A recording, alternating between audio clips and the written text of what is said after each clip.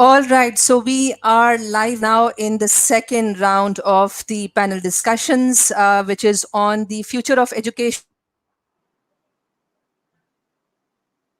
So, Assalamu alaikum and a very good afternoon to all ACCA Pakistan. And I welcome all of you in the second round of panel discussion, which is on future of education with a focus on school systems. I am indeed honored to be joined by three distinguished panelists, which include Ali Ahmad Khan. I'm also happy to share his profile with you all. Ali Ahmad Khan is the Chief Operating Officer at Beaconhouse. Just hang on for a while.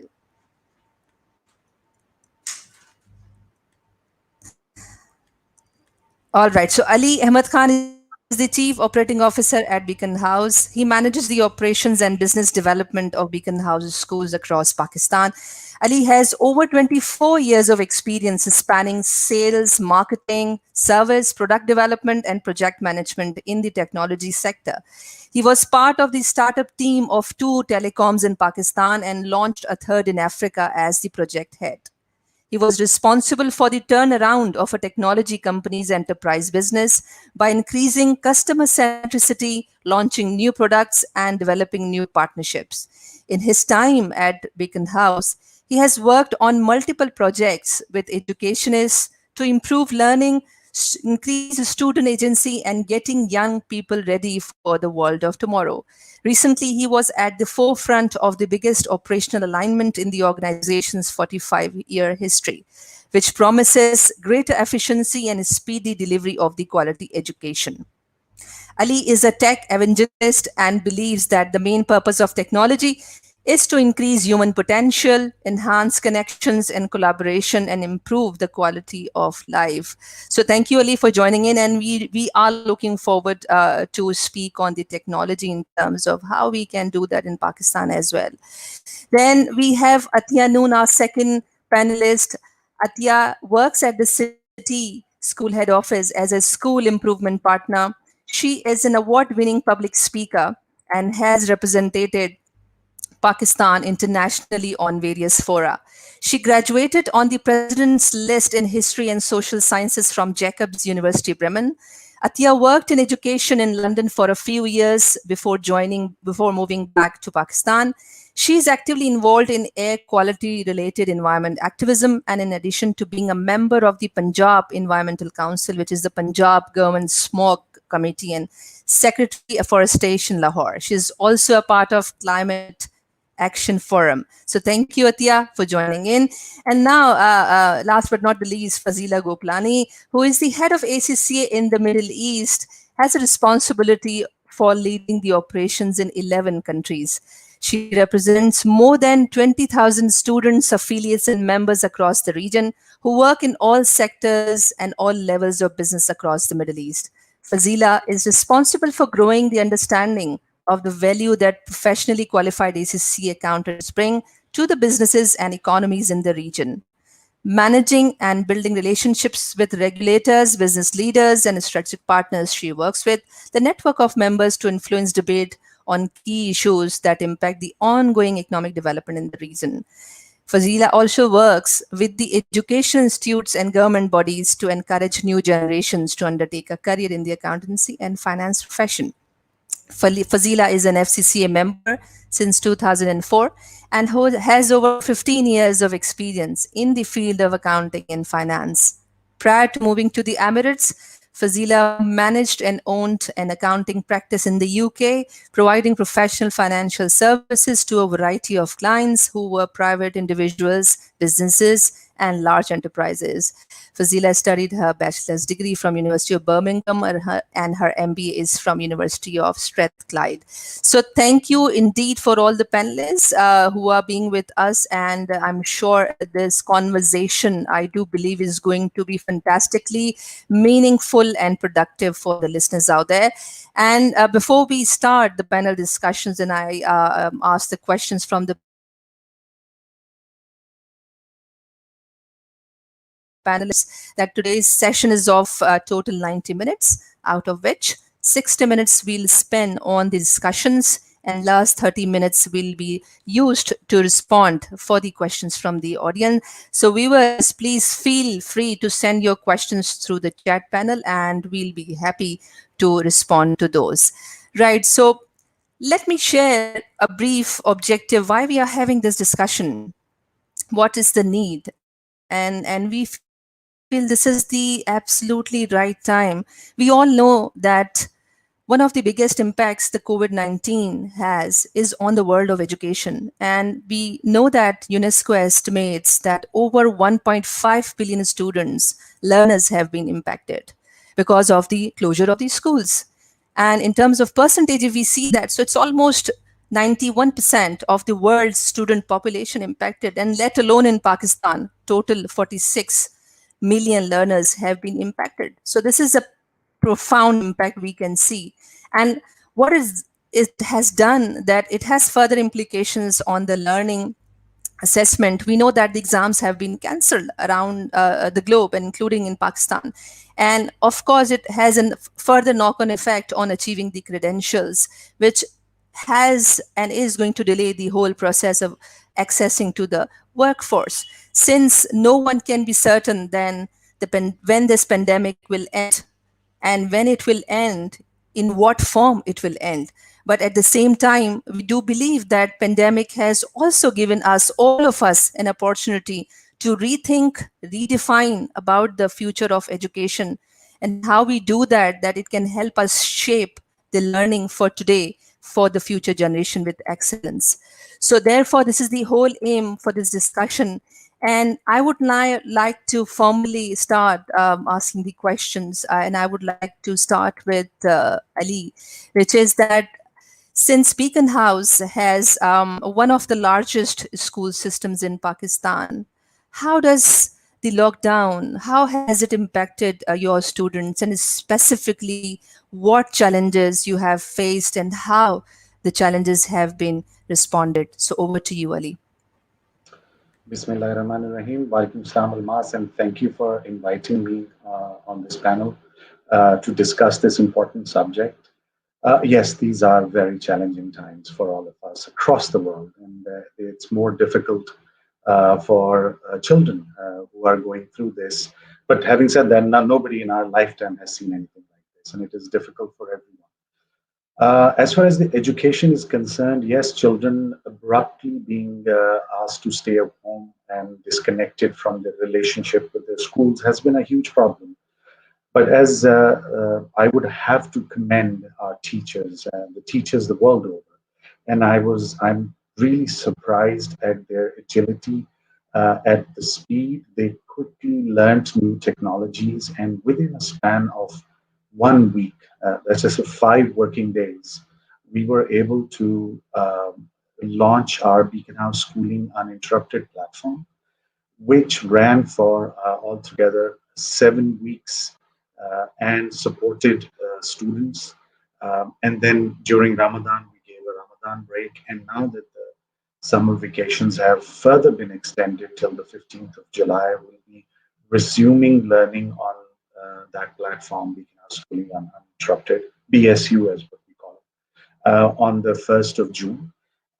We had a bit of a mixed reaction to in the beginning.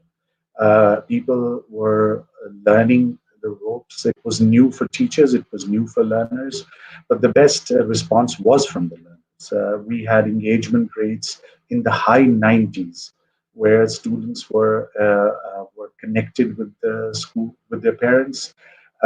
We had students conducting sessions among themselves to stay connected with each other, whether it is for group projects or just for.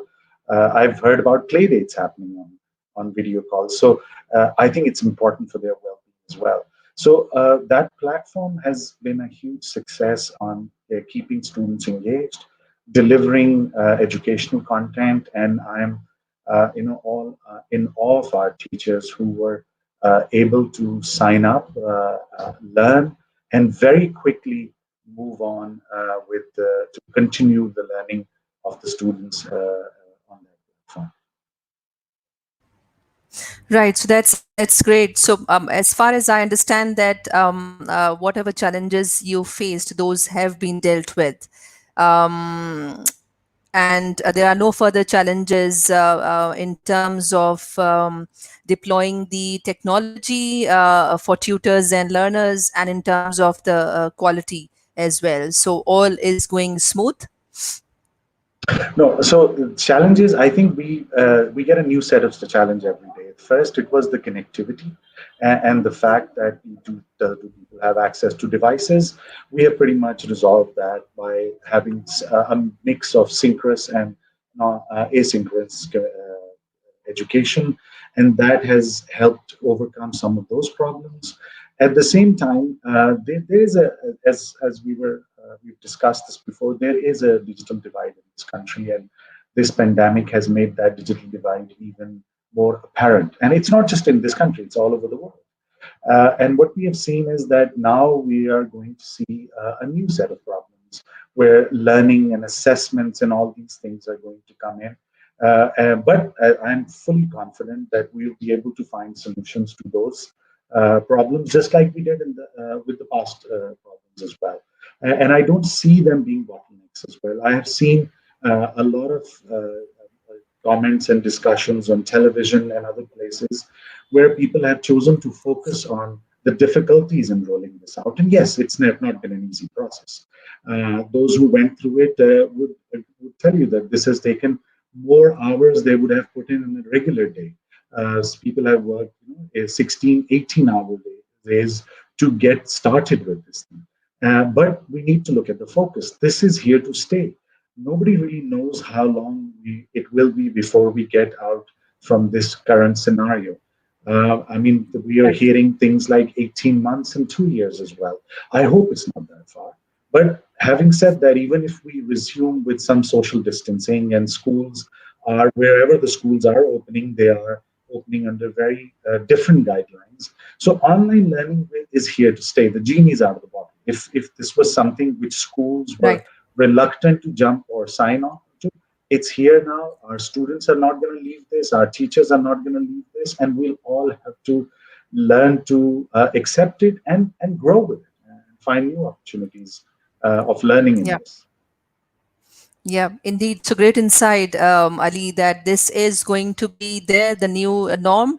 Therefore, we need to adapt accordingly in that. So, if I can, Ali, I would come back on the assessment side later on, and I would like us to talk more in terms of how the learner's engagement, the learner's motivation is also being materialized and expedited, because it's a two different world, getting education in the classroom and getting education online. So now I would like to move to Attiya, and since the city school is one of the largest chain school systems in Pakistan, so what challenges the city schools rather across Pakistan have faced, and how you have handled those challenges?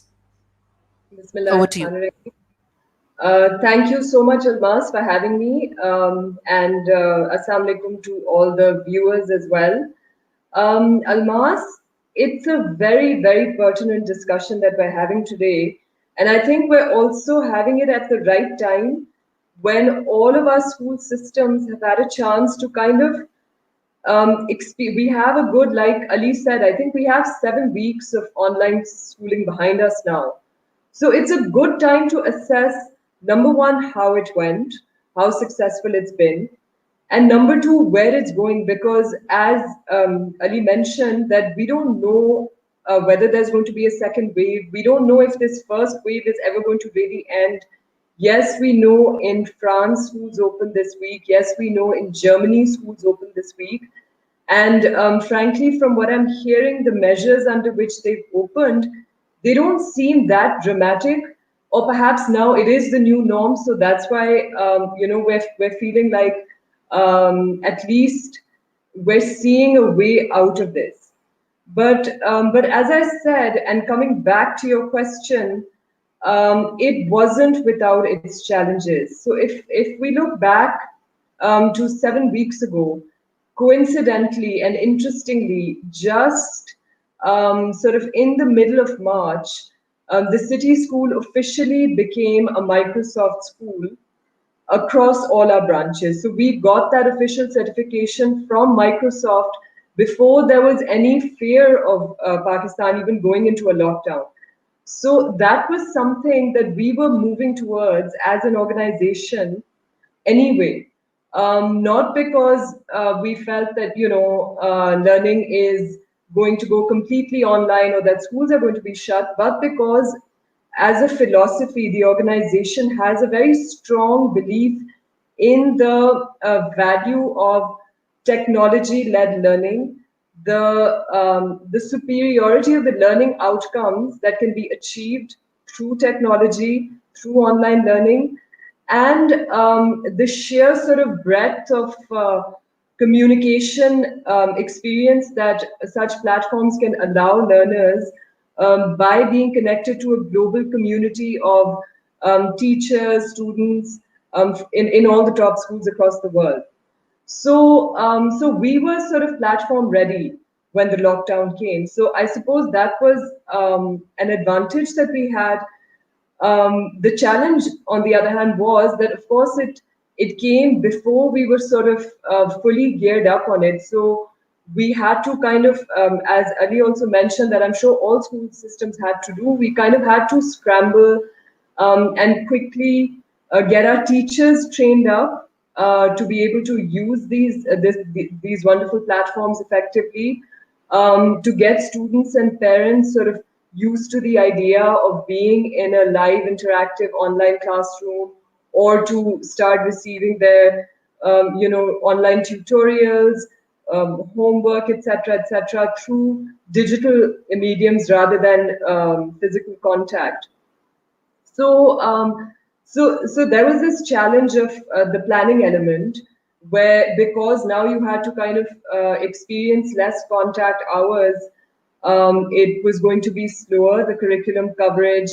We had to redraw lesson plans. We had to redraw, our calendars, etc.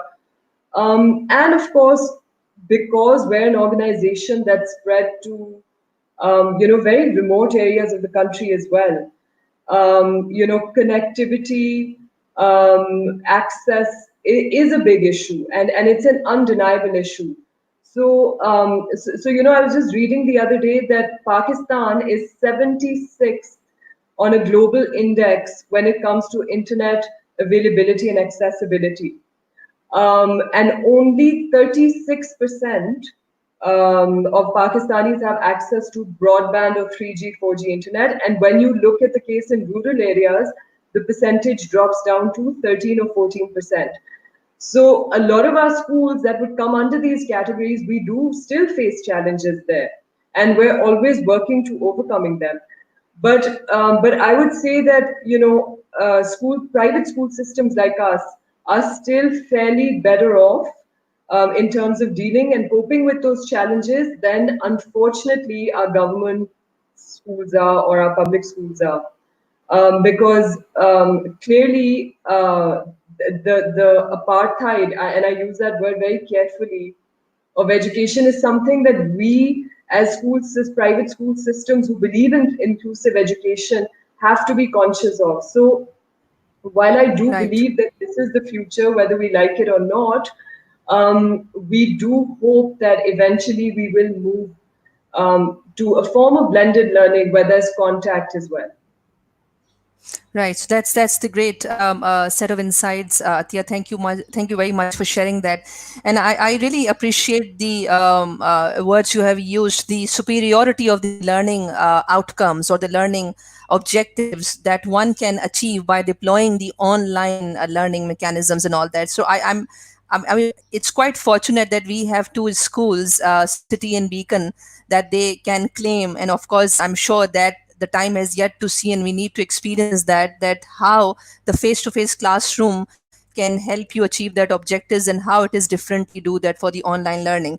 So so I can understand the level of challenge is quite different here. So can I get back in Fazeela if I can have some more minutes with Ali and Attiya, and then I'll get back to you because I don't want to be blamed as being from ACC. I give you the more advantage. So Ali and Attiya. So the next round of question I am sending to you guys is that now you have deployed the online learning solutions, right? Because you have had the time even before the COVID-19 started.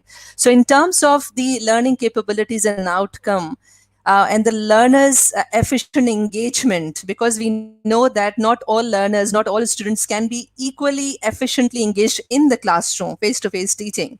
So can you please shed some light that how the online delivery as an opportunity you feel that is helping you, if you have some evidences to share that yes, students are efficiently engaged in the learning and parents are also happy. So can I request Ali? Thank you. So engagement has grown with time. Now, what we have seen is that in the beginning, this was what came across as play to children very slowly as we started assigning work. The quality of work was very good. It was coming back. I was getting something like 1,000 odd in one of we had a few groups where we were measuring or looking at best practices, and we used to have a lot of pieces of evidence being shared. What's happening in school or classroom? There was something around 5,000 odd classrooms running concurrently. And what we noticed was that they started as the time passed, the engagement got better and better. Now, one of the benefits of using an electronic medium is that you can assign different levels of work more easily to students. And that's what teachers start with. Quickly, teachers learned to do that and they started doing that with students. Moreover, students felt it was easier for them to ask a question, whether they could ask a question by writing it or recording a message or making a video or sending it to the teacher that's something which was not clear, and the teachers had this ability where they could assign additional resources to these students as well. Now we made a YouTube channel and we've got about 200 odd videos which are made by Beaconhouse teachers which explain different concepts.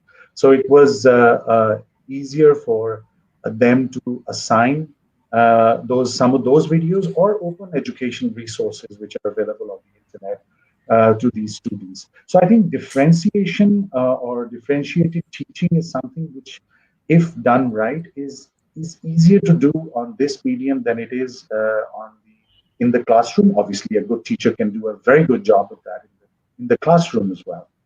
So I'm not. There's no denying that.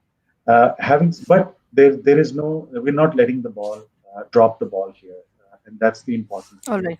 right. And that is, it continues to improve. I expect it to be even better when we resume BSU on 1st of June. Right, right.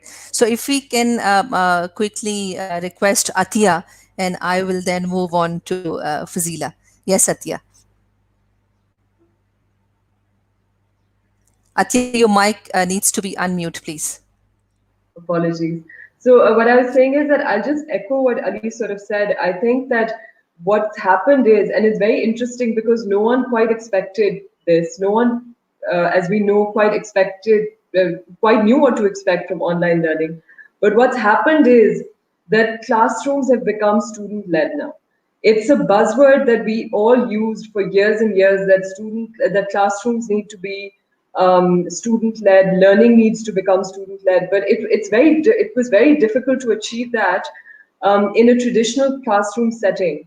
So what online learning has done is it's taught us how to do that, because every single student is able to watch the teacher in a very focused way in a live interactive environment, and what they do is they type out their questions. So a teacher, as we're watching, sort of everyone's comments popping up live on our screen, teachers are able to see students' questions popping up live on their screens, and they're able to tailor their lesson as they're delivering it to the questions coming up. They're able to steer the direction of a lesson towards where the gaps in learning, which they're witnessing live through the live chat feed. So that's a very interesting outcome that we've noticed. It's happened in most of our live interactive sessions. Then with the remote learning, with videos and worksheets, etc., again, students are able to work at their own pace because they're at home. There's no sort of time limitation to classes, etc. There's no sort of evening for homework, morning for classes. Everything is one big block. So, Excellent. that's what I would say. I would say that these are some lessons that we're going to take from online learning when schools Right. reopen back to schools. That how we retain the student-led sort of classroom. Right. So that's interesting, and I think I just keep the question with you guys now, and then maybe perhaps you can answer me later on. That if the choice is given to these schools, Beaconhouse and City, so what choice you will make out of the online learning or going to the classroom? So keep this question with you, and perhaps you can come back later. So over to you, Fazeela. Since professional qualifications obviously are not exempted from these challenges, so can you please tell us that how, also from your own experience of the Middle East and from ACCA's end, that what are the challenges and how these are being dealt with? Over to you. Thank you. Assalamu alaikum to all the viewers, and thank you, Almas, for inviting me on to this panel discussion. So a twofold question, one about how did the schools in the Middle East do? And it's fantastic to listen to both Beaconhouse and City School to see what has been done in Pakistan. I think initially schools were in the survival mode in the first couple of weeks. And I'm talking as somebody who's spoken to many head teachers, many teachers across the region, but also a mother of two kids who are on the online learning. Survival mode in the Middle East, from what I can understand, some of the schools were digitally ready, some weren't.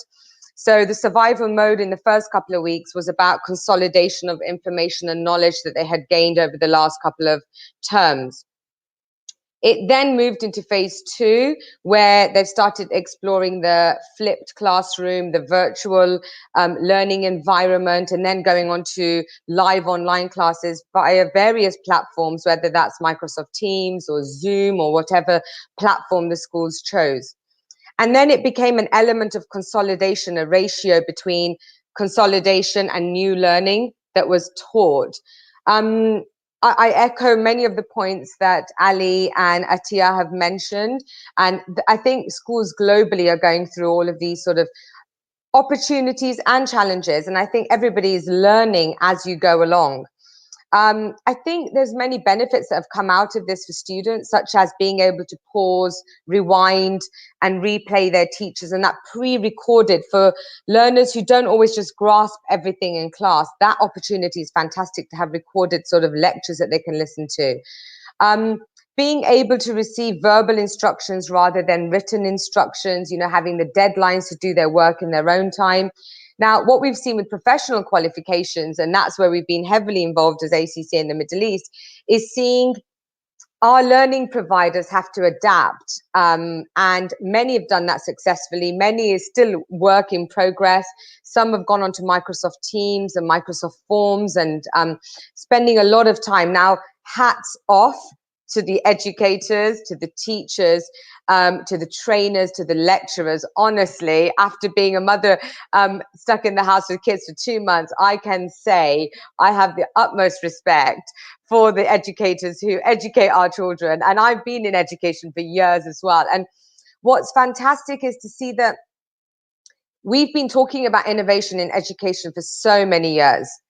But it's here now and it's here to stay. And it's about what are the educators going to take out of this as learnings. Now, there is feedback such as from ACCA that I've had from learning providers and students to say that we can't cover all of the course. It's a bit slower, the delivery of the information, not having that social interaction.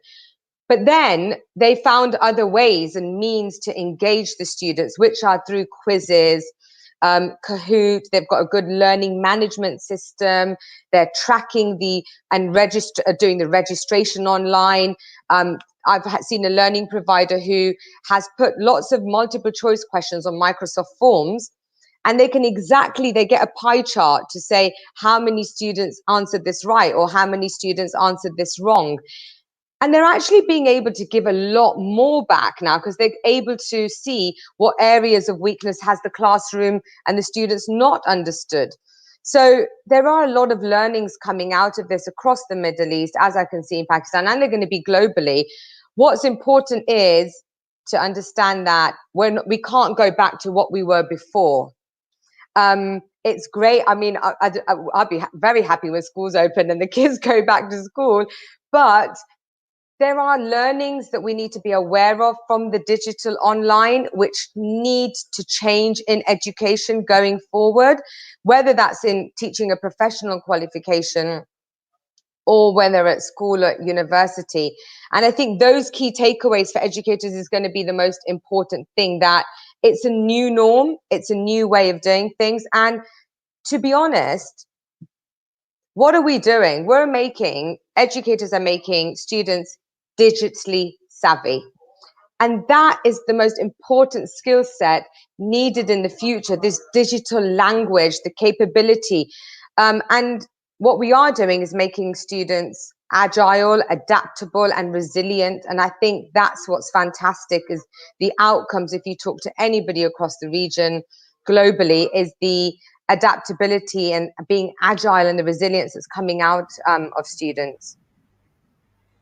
That's great set of insights, Fazeela. Thank you very much. And I have so many questions with myself to ask the panelists. It's going so fantastically, energetically sessions, and of course we have lots of questions pouring in. I can see from the audience side as well. So we so far we have talked about the learning, the education, part of the education learning side.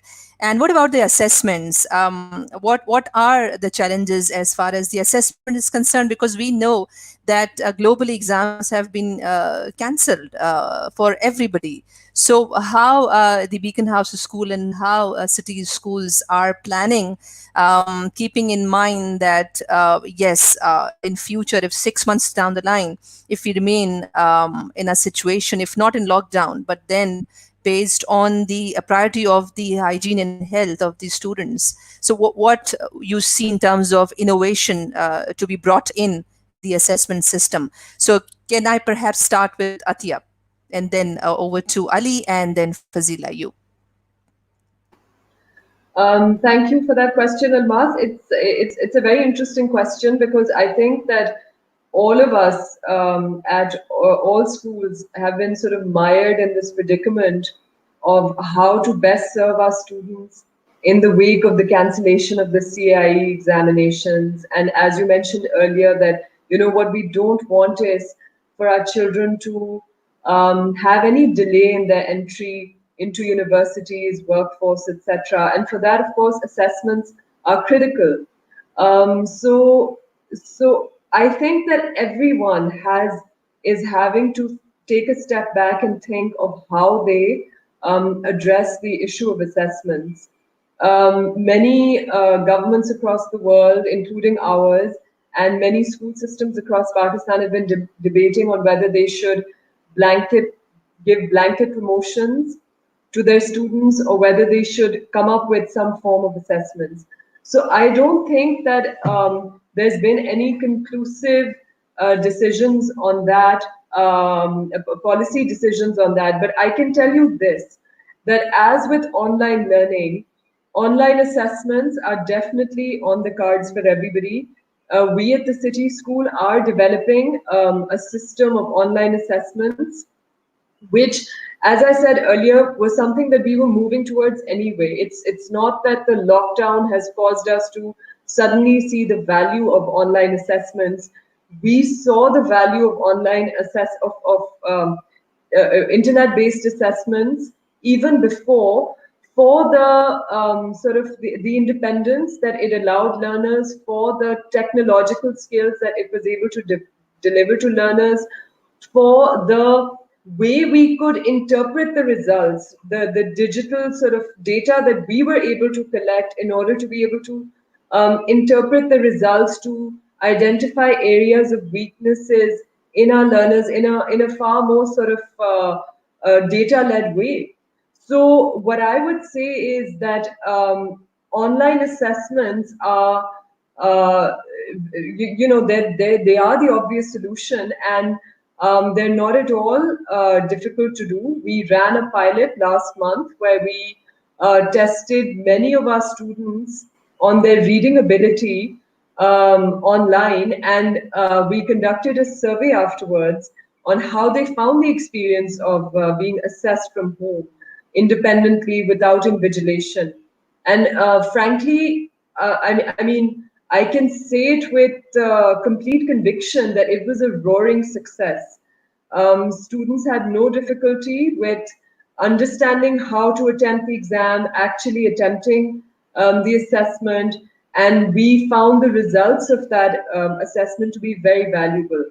So I think that it's just a question of creating that roadmap and moving forward. But it's absolutely nothing to fear. It's nothing to. It's actually something that, in any case, schools need to move towards. You have schools in the Middle East and abroad already on platforms that offer online assessments. So it's just a question of us getting there also. Right. So that's great to hear that a city school is thinking on the online assessment and all that. So can I request Ali, that how the Beacon House school system is formulating a policy as far as the assessment is concerned, whether in the COVID-19 lockdown scenario or beyond that? And do you really see? I really want to add on to this further question. Do you really see an opportunity to go ahead and use it very actively, even the post COVID-19 situation? Okay, thank you. So it's good that you broke the question into two parts. The first part is what are we doing now, and what do we intend to do when things become whatever the new normal is.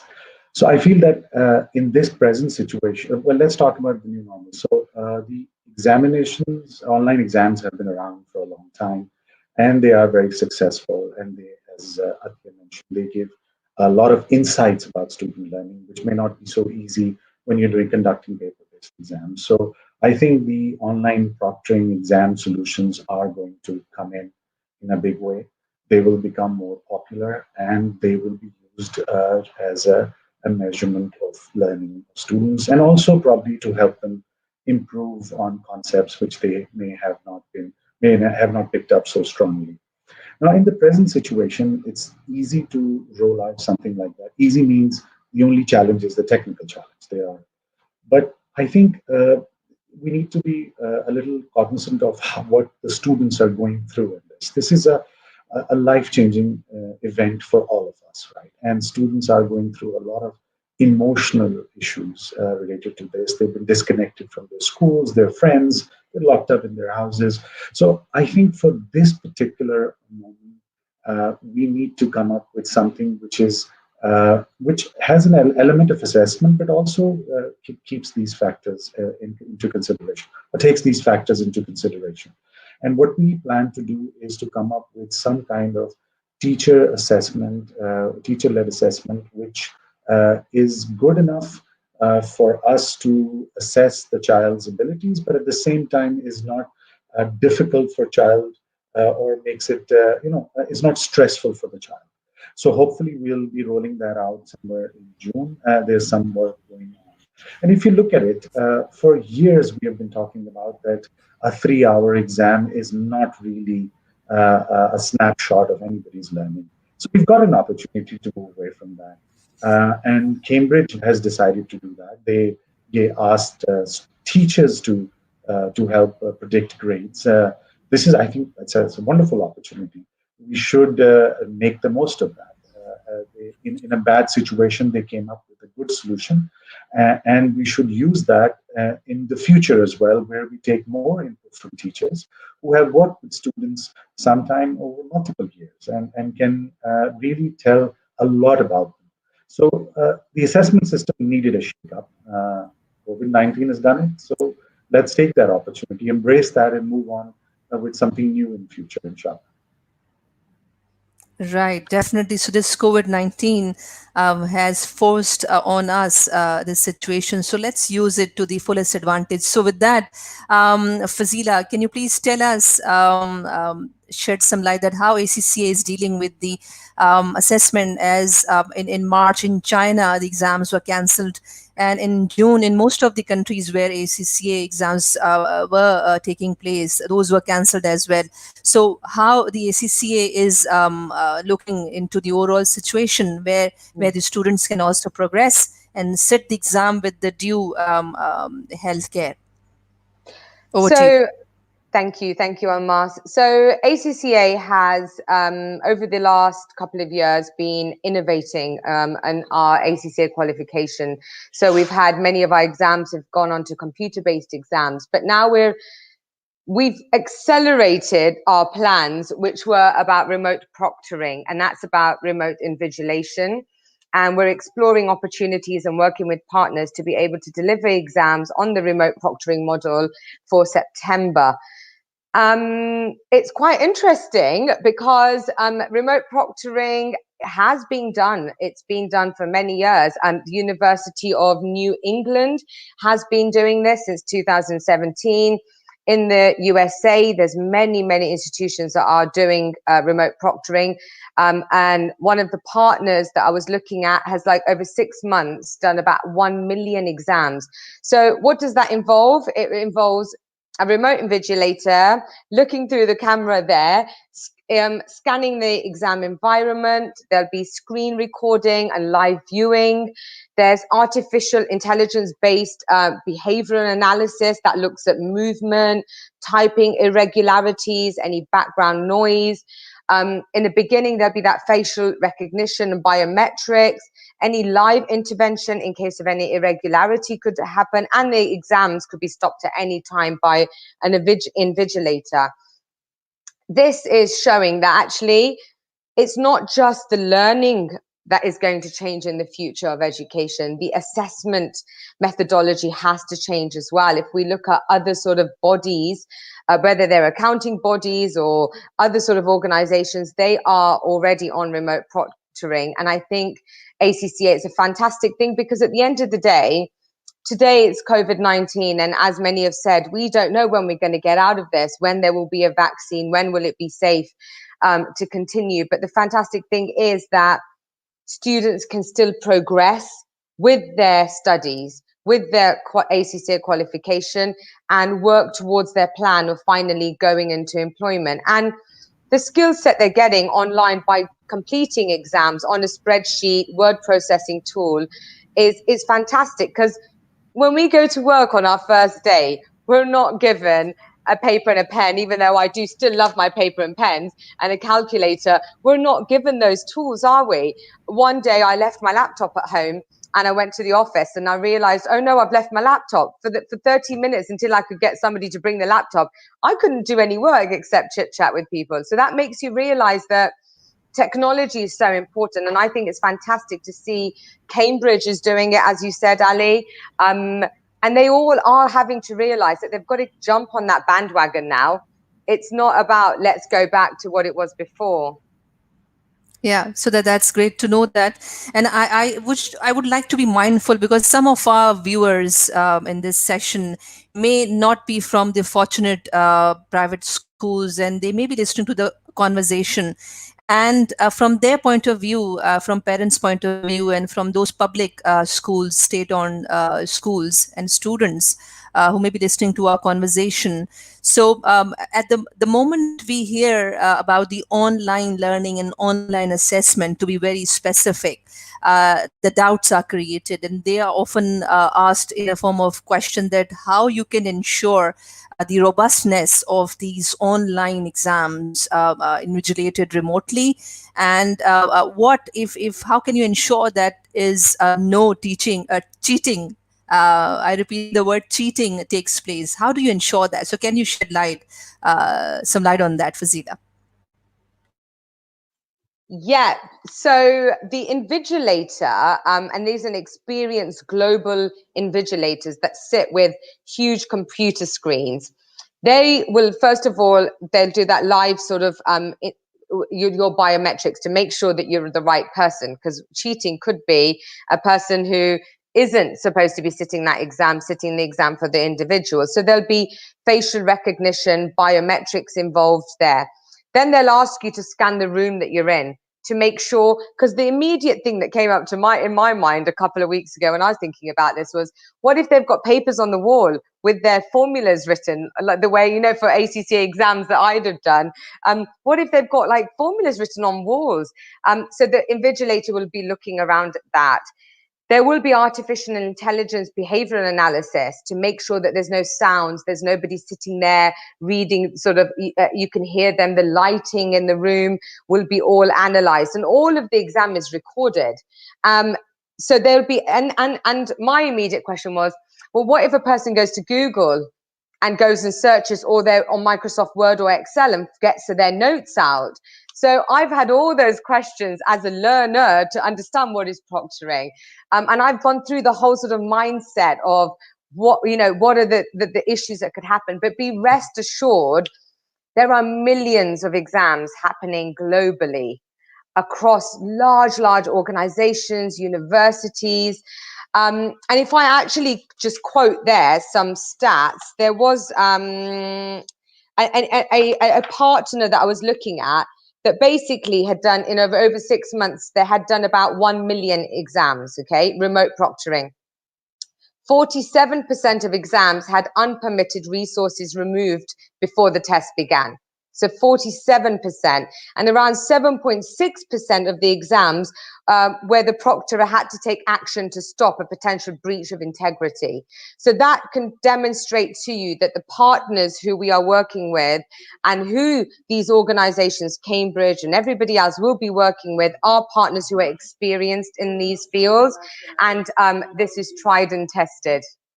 So be rest assured, cheating won't be easy. It's not going to be possible, and measures are in place to ensure that. But the rigor Right, so and the thank you. security model is not impacted. That's the most important thing. The rigor and the security model of examinations to not be impacted. Yeah, so that's great to hear the assurance side of these remotely invigilated examinations. So I'm again very much mindful that lots of our Pakistani students, their learning is surely stagnated because not. In fact, if I may say so, that many of the government schools and colleges, their learning is totally come on halt. So, what you think in terms of the global coalition, which UNESCO has also encouraged, that in terms of coming together, having partnerships, especially addressing to those challenges like the connectivity, which you, Ali, and Attiya mentioned earlier, which is very much there, the power shortage in Pakistan. So being the fortunate school and largest school systems in Pakistan, what you want to give in a form of advice and a concrete partnership and steps for the government schools, where whether it can be in the form of content, teachers training, so where we can see, because I do appreciate that for everybody it's not the same starting point. So how you want to comment on this situation? Perhaps, Ali, if I can start with you.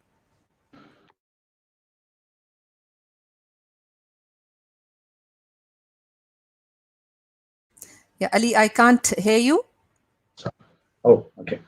So Pakistan has a huge out-of-school children problem. There are nearly 20 million children who are not in school, and we don't have the resources to build thousands and thousands of schools to bring them into the traditional education net. And that's where the opportunity lies.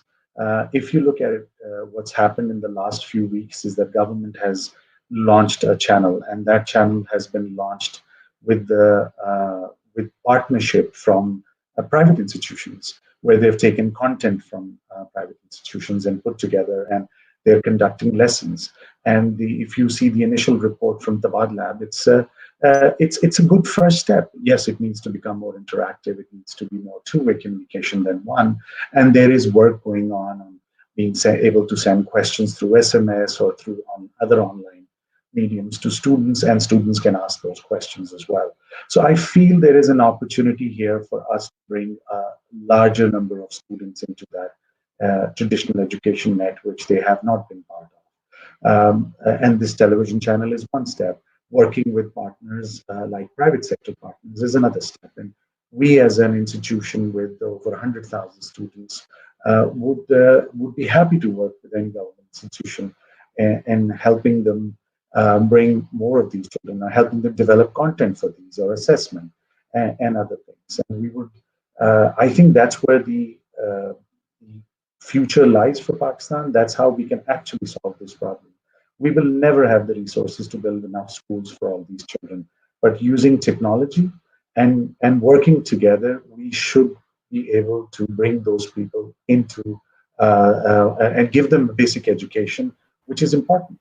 And that's how we can address this thing for now. Yeah, I think that's the excellent way to look at the situation for the out of schools to be embedded in the education fabric, to be seen it as an opportunity. So that's great insight. Attiya, if I can request you, what you think the city school can do more in these unprecedented times, which require the unprecedented coalition within Pakistan? Over to you. Thank you, Almas. As I said earlier, it's something very close to the inclusive education. It's something very close to the heart of the city school. That is why we are spread geographically all across the country. That is why we try and cater to, through our fee structure, we try and cater to a very wide audience. So it's something very close to our heart, and we feel very strongly about. The problem, as I said earlier, with online learning is that it presupposes good access to the internet. And as I said, Pakistan is 76th on on the internet accessibility index.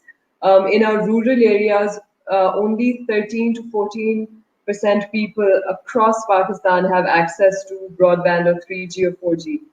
So in this situation, how do you deal with this crisis? What is the answer? As Ali said, they have launched a TV channel from grades 1 to 8. But is that ensuring learning outcomes? Is that providing children with learning difficulties the right kind of content for them to be able to learn and to be able to be assessed on that content later? These are all very difficult questions. And what the government needs to do is it needs to work very closely with networks such as ours, where we are geared up to provide online learning to masses. And we have the content, we have the platforms, and we're working towards it. Unfortunately, the government has chosen to regulate us in a way where we in the past have not been able to work together effectively. But as we're all seeing now, COVID-19 is a great opportunity for all of us to reassess the way forward, reassess the direction that we were taking with regard to the environment, with regard to schooling, with regard to the economy, everything. And so I think that with, as Ali said, with 20 million children out of school, online learning does offer a wonderful opportunity. It's a question of ramping up internet access and availability. And private schools are geared up for it and are perfectly open to the idea of such collaborations. Yeah, so that's excellent, and I think we need to move towards the questions. I can see lots of comments and questions. So to begin with, Mudassir Islam is asking us. Perhaps he's gauging the entire situation of the online learning being delivered at the moment. The question is why parents are not realizing that this is not going to end soon. I hope he means the pandemic, and they have to continue education of online. Education should be continued. So what do you think, because you being in the school system, of course you have had the interactions with these students and with the parents, so what do you think, why parents are not? I'm sure it's a larger scale question, but what are your views on that? Perhaps Ali, and then we can take Fazeela just a change of the sequence. Ali, over to you. I think change is difficult. As humans, we find it difficult to change and accept change, and it is a very scary future when we accept that anything normal, which we thought were normal, will not be normal anymore. So this is just one more another thing which they are not accepting. But I feel that it's not all true for it's not true for all the parents. There's a lot of parents which we have seen in the 7 weeks when we ran it, who were skeptical in the beginning, were signed up on it, and spoke very well when surveyed about this. So I think more and more people are, when they see their children learning, and they see their children engaged, and they see that this is working. It's working as well as a normal classroom. In fact, in some cases, parents have come back and and have said that I didn't know this is my child behaved like this in a class. Now I know how they interact. So parents have been able to see a different side of their children as well. Yes, for the youngest ones, they've had to help, get online and become a part of the class. But anybody from grade 2, 3, they've become self-sufficient. As Fazeela mentioned, that we have given technology to our children, and I think our children always had technology. Now we have accepted them on technology. An example which I was sharing with someone is about assessment. That with my daughter who's in grade 1, 6-year-old, our teacher asked her to write some action verbs and share that information, or like send a picture of that sheet. And a day before that, I was talking to her about online reporters, or how reporters cover different events, and we saw this YouTube video.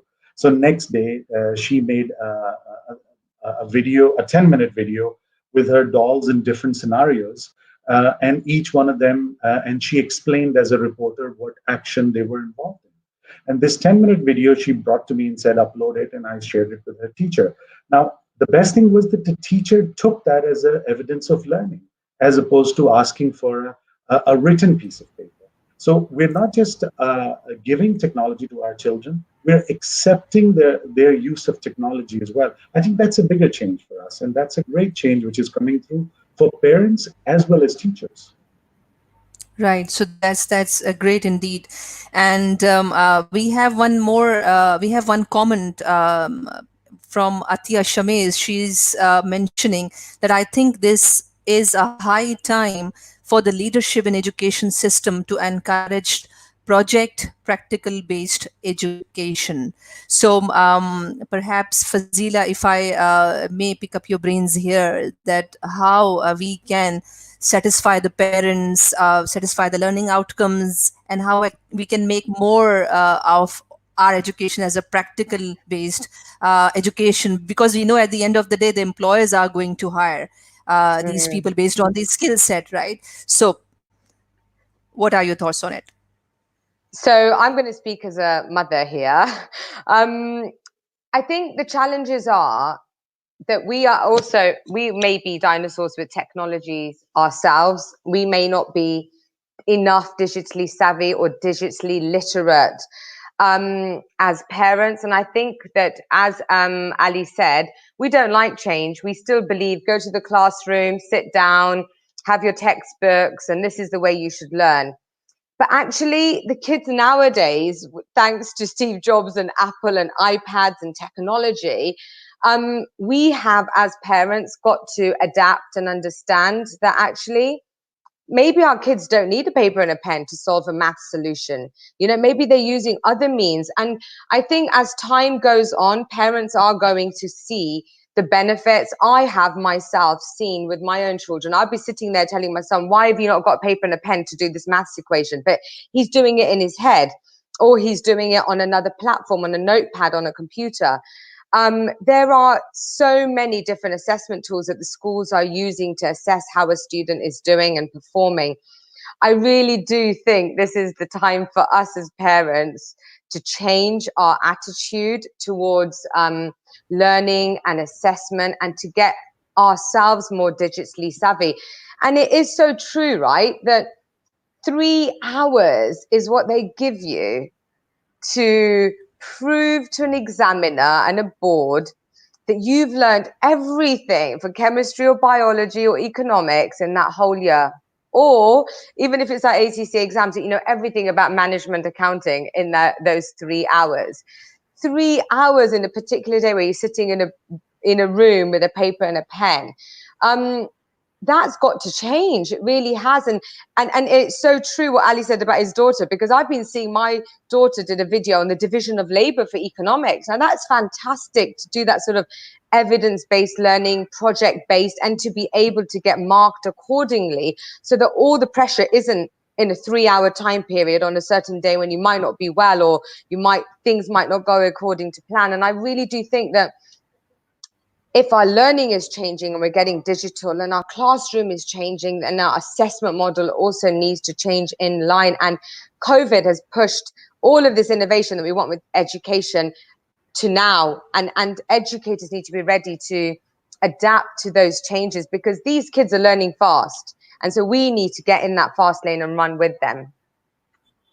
Right, that's great. We have a very interesting comment from Mudassir Islam, and I think that is very important for me to ask here, because we have been saying that because of the technology, because of these gadgets, our children and students have had the issues of the social interactions. Right, they are going into more isolation, so they are not facing the real relationship and social dynamics in terms of relationship.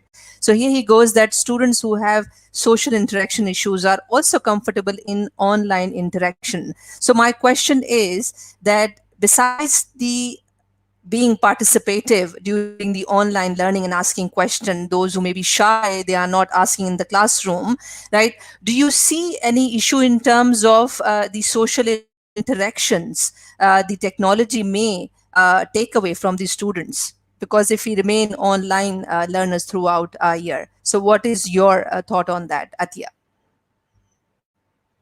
Almas, to answer your question, I'm just going to take a step back. We tend to sort of restrict our vision to very short spaces of time. But if you look at learning and education, and if I go back a millennium, Socrates or Cicero were teaching with their students in an Athenian town square somewhere. Fast forward to Aleppo, and perhaps Ibn Sina and Al-Ghazali were having a debate on the merits and demerits of a certain point on religion, and their students were around them listening and taking notes.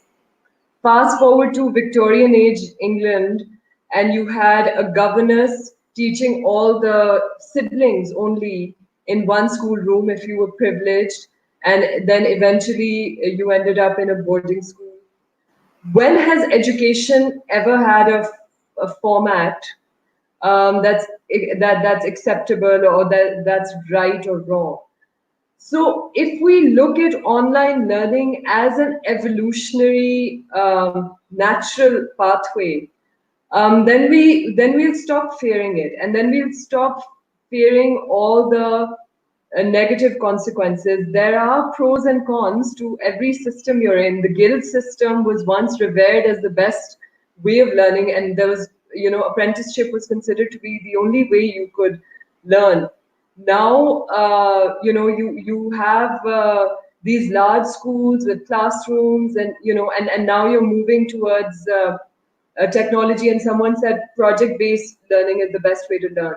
So I think that we should have faith and confidence in the evolution of human thought, and the way we eventually manage to find the right solution for the right time that we're in. So from that perspective, I would say that in every scenario there will be cons, and with online learning there are the advantages, like you said, of perhaps socially underconfident children who are now suddenly feeling like heroes in these live interactive sessions where they can sort of type out their questions, etc.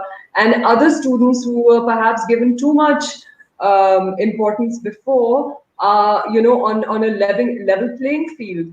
And then I noticed in one of the comments somebody said that we have to be cognizant of the EQ, the emotional quotient of children through these online learning platforms. So there are all these challenges that we will now have to sit down and work through, because this is still something very new and evolving.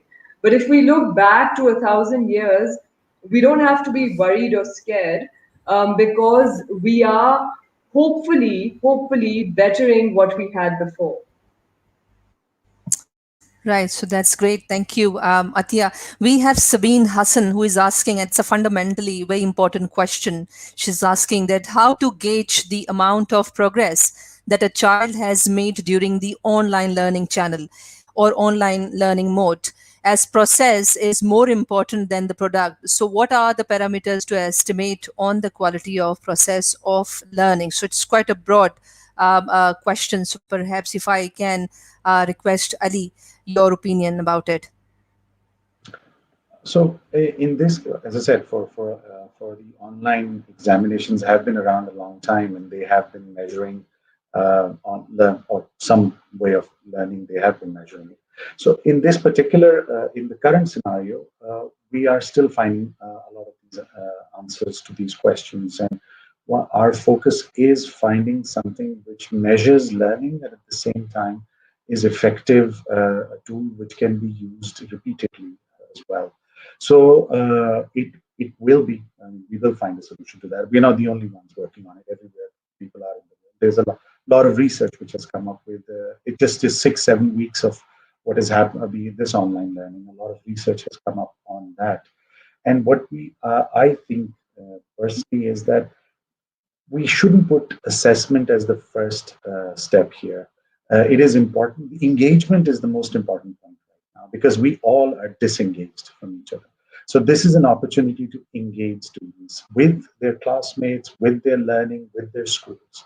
We should focus on that. And we will see, and we have seen evidences of learning, multiple things which are happening. So we will come up with some kind of a template which would work for the current scenario for assessment, and hopefully we will try to improve it as we move forward.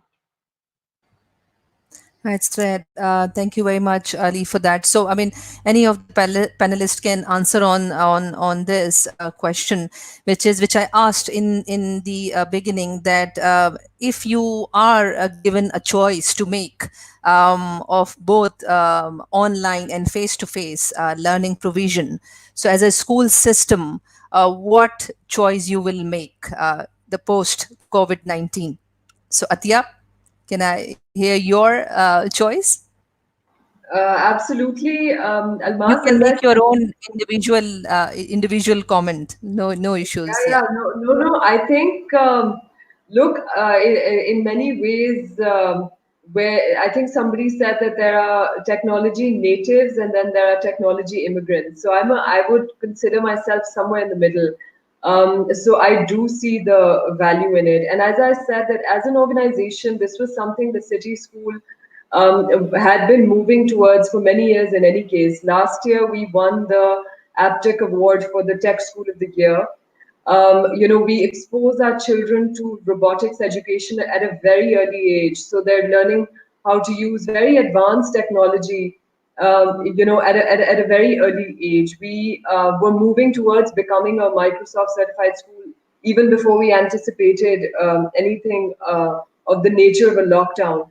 So I don't think it was a question for us at all.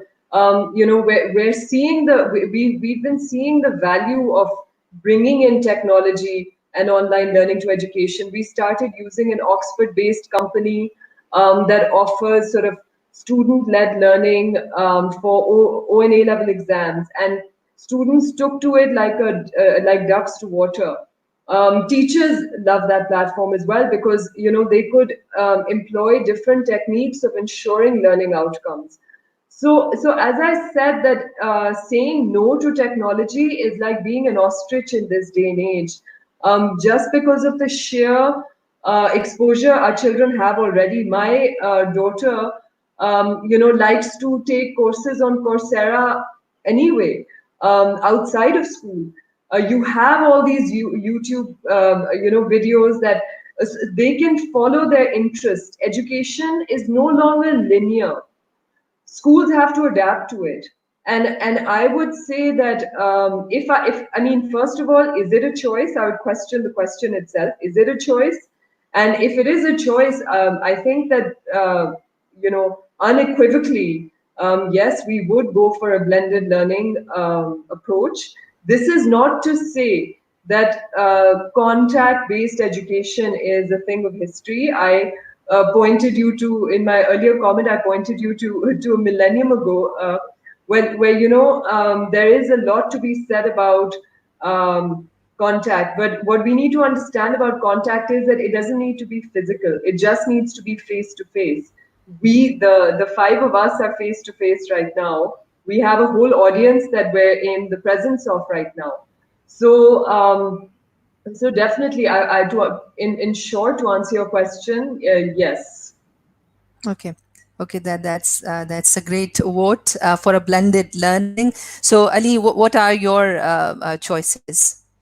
So in the short run, it has to be blended. As I said earlier, we can't go back. We had already been working on integrating technology into the curriculum.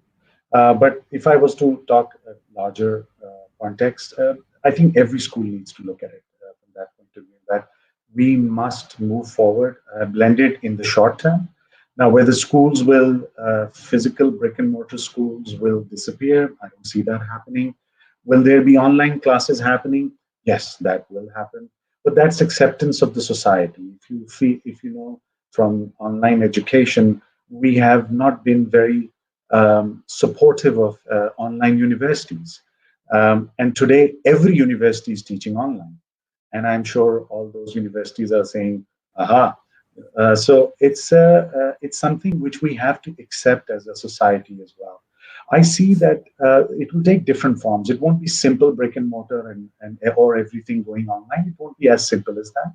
As far as early years and primary education is concerned, we probably will have the same kind of classrooms where there is more contact, more social interaction between students. As we move up the line, I see more and more blended things happening, sizes of classes increasing, maybe not physically, but definitely online, and teachers becoming more facilitators for those students as we switch more to the flipped classroom model. As Attiya also said, that learning is happening everywhere. We can't. It's almost arrogant of us to think that learning can only take place in a classroom. Students are learning on YouTube, on other courses, on internet. They're learning from their family. So we need to accept those learnings, and we need to make room for those learnings in our classrooms, and or whichever medium it is, whether it's an online classroom or a regular classroom, we have to make room for those.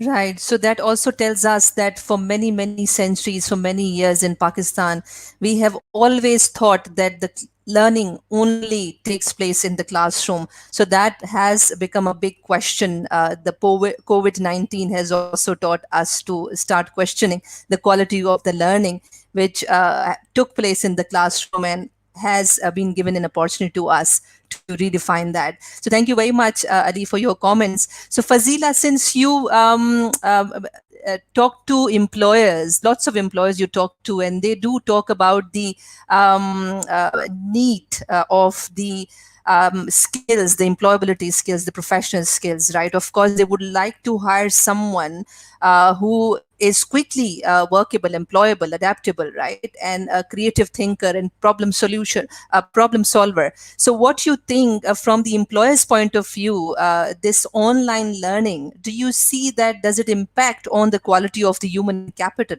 they want at the end of the day, or in terms of opening their own startups and business? Yeah, very interesting question that is. I think this pandemic has shown to us that there's an opportunity to remind ourselves of the skills that students need in this unpredictable world. And that is what employers are going to be looking at, right?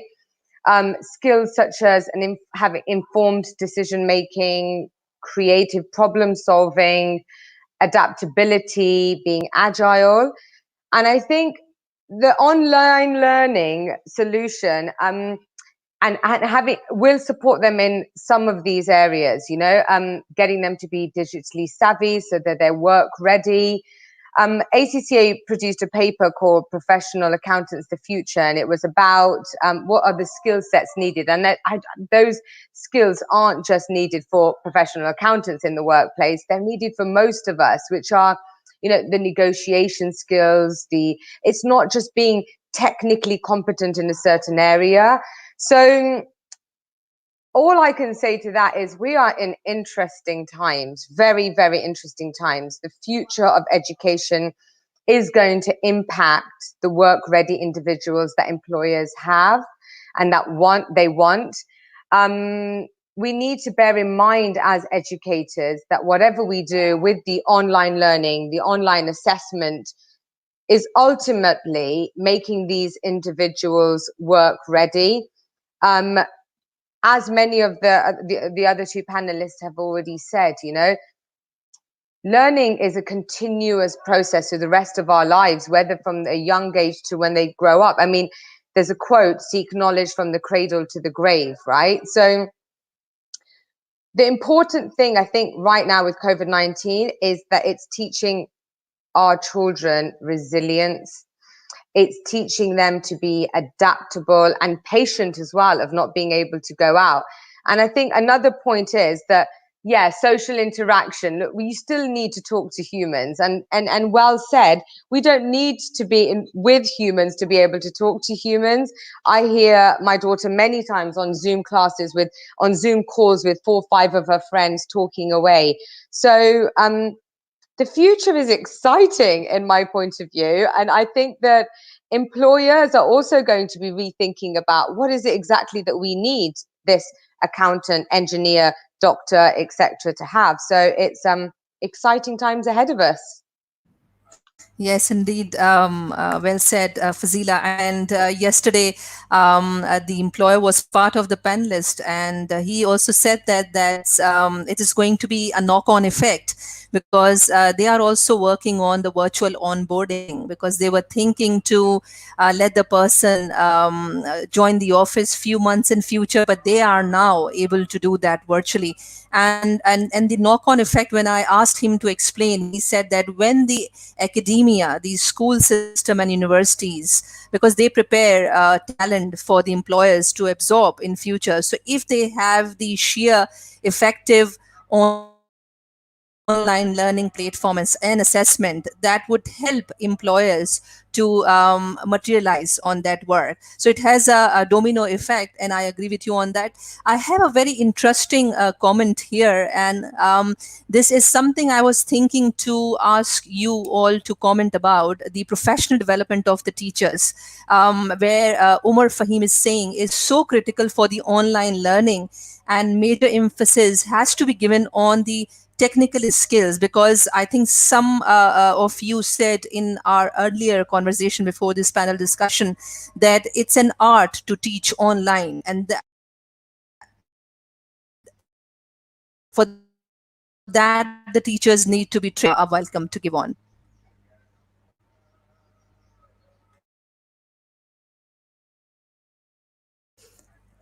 Yeah, so anyone, Almas, Ali or Attiya I or think you Fazeela. might have to repeat the question because the technology, I think we missed the question.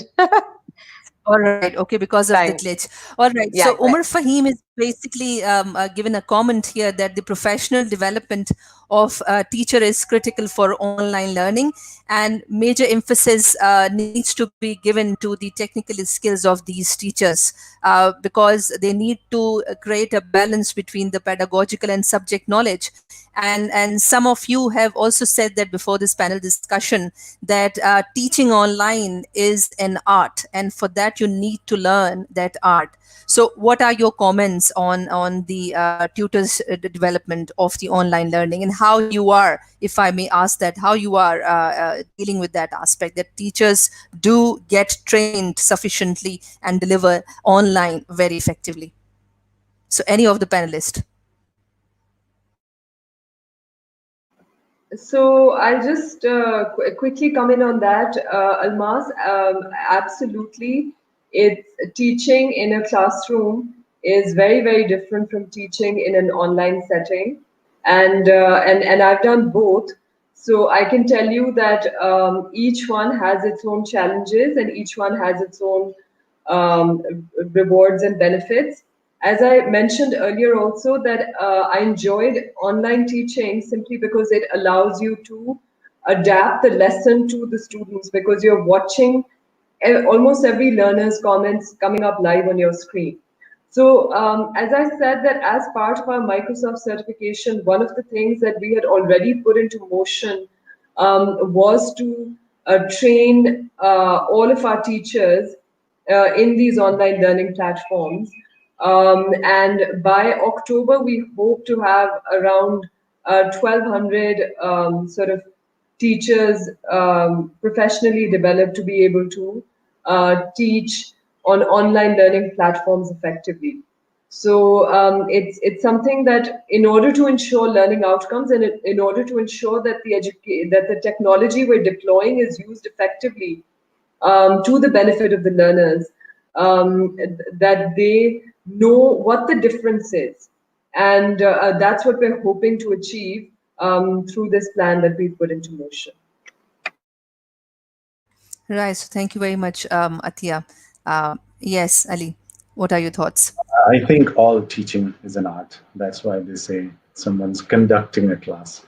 So I feel that there are two aspects to online teaching. One part is the tool part, which is, I guess, is which might look difficult, as in you need to learn a piece of technology, but it's easier because there's a lot of help available on it. There are YouTube videos, there are many tutorials on how to use a particular online tool, whether it is Zoom, Google Meet, Classroom, or any of these tools.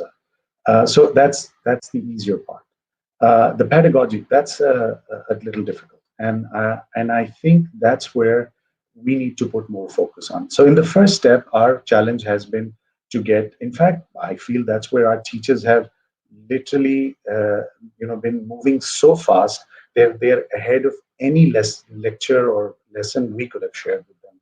They learned the tools by themselves very fast, and they surprised us with their adaptability on the use of the tool and the way they also the proficiency they developed on that tool as well. They were able to, very quickly. Some of them became the master trainers all by themselves, and they started helping other people out. On the pedagogy side, what we have done is we have enrolled a lot of students on some online courses which are specifically designed for online pedagogy. And what we are working on is that how we can roll these learnings out to most people. So what I expect is that in the next 3 to 4 months, we'll have a majority of our teachers trained. Both tools much are already there; they're already there. But as far as the pedagogy is concerned, they will be well versed with the basics of online pedagogy. And obviously, if they use it, the more they use it, the more experience will come to it. So I see that both of these challenges are not going to be those long-term challenges. We may be latecomers to this party, but we're learning very quick as teachers in this field.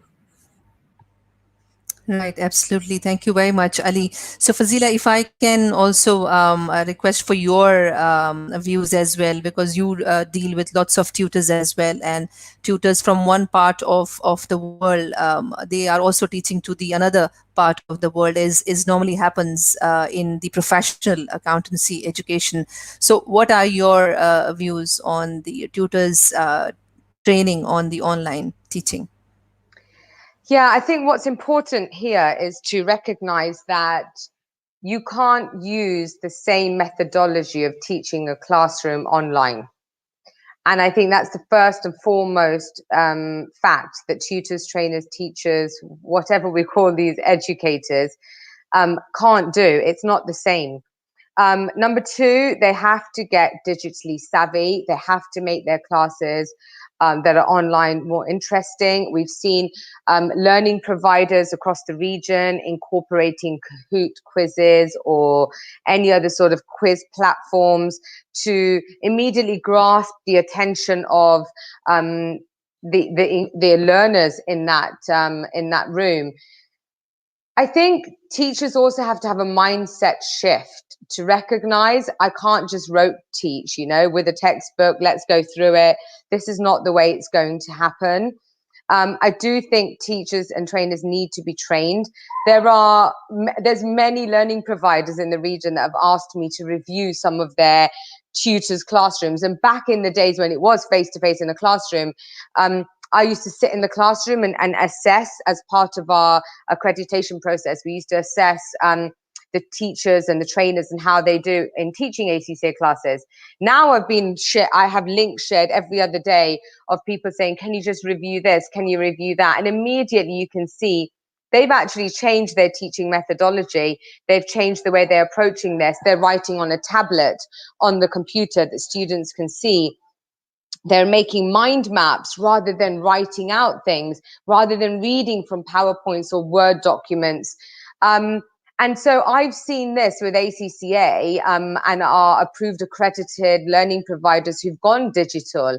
And they call them enhanced classroom experiences. And it's really interesting to see the difference. And it makes me sit back and think that if I had all these resources available to me when I was doing my chartered accountancy qualifications, rather than going to a classroom and only having that opportunity to engage with a teacher, I really believe I would have taken a lot more out of my learning by having those pre-recorded lectures and by having those quizzes available to improve your sort of memory retention and the recall. And so there are fantastic things coming out of it. But my key message here is you have to have a mindset shift. You have to be positive. You have to be willing to learn.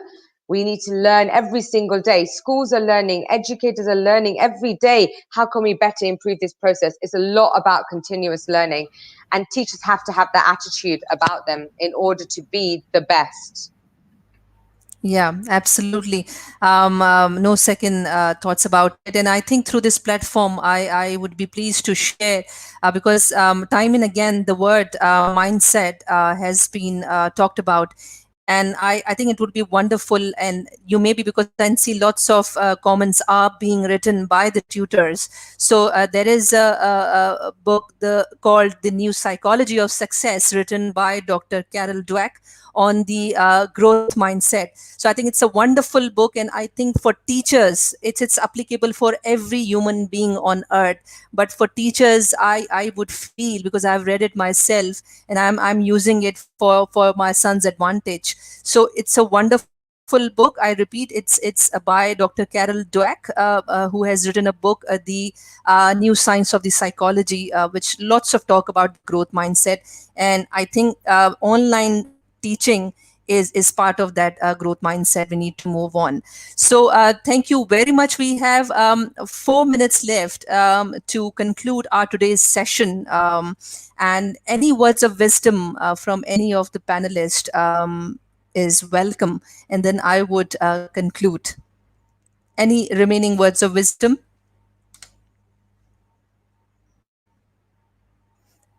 If we can start from Ali, and then we move on to Attiya and I think Fazeela. it's always better when you give the cue. No such words of wisdom. I just think the Fazeela said the right thing. And the mindset is the most important thing. I see the teachers already have that mindset. I see students also have that mindset. Now we need to get others to have that mindset as well, where they're more accepting of technology in their homes, that learning on technology. Yes, it's going to be scary. It's not going to be the same when we went to school. Nothing is, frankly. When I went to school, you had to go to a library to check what was the area of a country. Now you could check that up in 1 second on Google. So when we went to schools, is hardly a measure to use to find acceptable educational objectives for our children. I think that's where the change needs to happen. And if we as a society let this evolve, this is an opportunity for us to evolve. We will see adaptation increase and also acceptance increase. And our digital divide would also decrease. As in right now, if there were 35% of the population which has access to 4G internet, once that 35% is using it, you will see that the operators, all those telecom operators, it will be in their interest to roll it out to other areas as well. And we already see devices are becoming cheaper. We already see that learning is taking place on something as little as a phone, as opposed to something which required a full-fledged computer. So technology is moving really fast. We just need to give it a chance. We need to really embrace this. This is an opportunity provided to us. Yes, there is going to be there's a lot of unknown. There's a lot of difficulty in this. Those things will make us resilient, but we need to move on. Thank you. Thank you very much, Ali, and over to Attiya.